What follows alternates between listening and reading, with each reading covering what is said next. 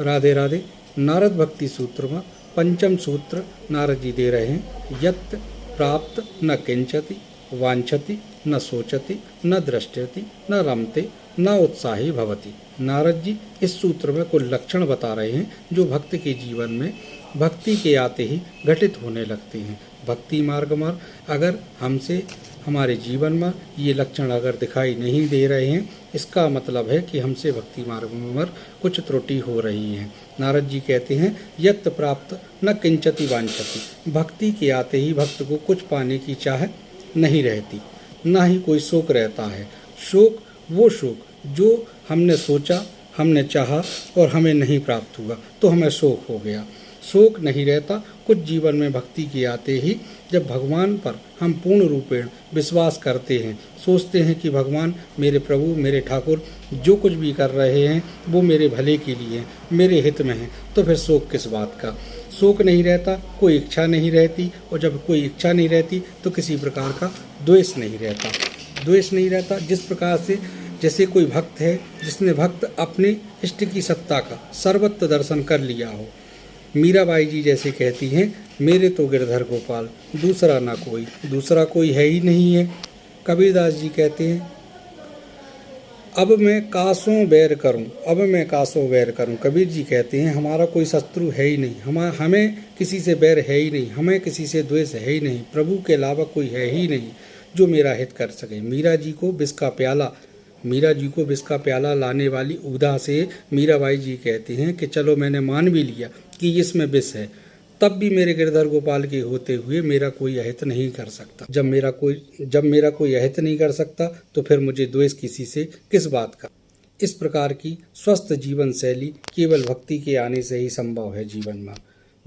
इस प्रकार की स्वस्थ जीवन शैली भक्ति के अलावा किसी और चीज से संभव भी नहीं है। भक्त को किसी से द्वेष नहीं रहता क्योंकि उसके प्रभु के होते हुए उसका कोई अहित नहीं कर सकता। वो जहाँ भी देखता है अपने प्रभु की सत्ता का दर्शन करता है, और जब प्रभु की इच्छा से हो रहा है, जो कुछ हो रहा है भला हो रहा है क्या बुरा हो रहा है क्या फिर मिल रहा है, ये सारी चीज़ें भक्त नहीं देखते।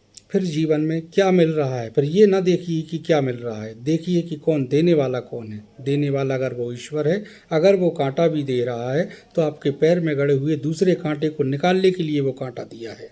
इतना विश्वास प्रभु के ऊपर रखना पड़ेगा, इतना विश्वास प्रभु की सत्ता पर रखना पड़ेगा। प्रभु बहुत ही करुणामय, करुणावत्सल्य, शरणागत वत्सल्य प्रभु हैं।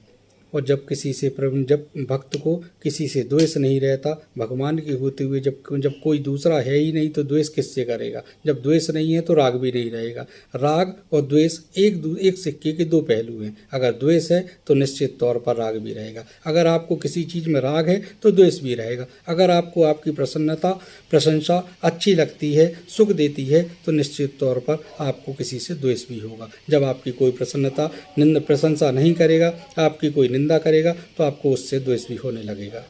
इसीलिए नारद जी ने बताया कि यत् प्राप्त न किंचति वांछति। किसी चीज़ की चाहे की इच्छा नहीं रहती भक्ति के आते ही। ना ही कोई शोक रहता है, ना ही किसी से कोई राग रहता है, और ना ही फिर किसी चीज़ में मन लगता है। किसी चीज़ में मन लगने से मतलब ये है कि जीवन में किसी प्रकार का उत्साह नहीं रह जाता। उत्साह संसार में मिलने वाली वस्तुओं से संबंधित उत्साह है, उसमें फिर किसी प्रकार का उत्साह नहीं रहता। कौन आया कौन चला गया कोई फर्क नहीं पड़ता, कौन आ गया जीवन में कोई फर्क नहीं पड़ेगा, कौन चला गया जीवन से कोई फर्क नहीं पड़ेगा। उत्साह जीवन में नहीं रहेगा। उत्साह रहेगा तो भगवान के चरण कमलों की भक्ति प्राप्त करने का उत्साह होगा। कबीरदास जी कहते हैं, कबीरदास जी अपने एक पद में कहते हैं, कछु लेना न देना मगन रहना, कछु लेना न देना मगन रहना। कबीरदास जी का दूसरा पद है।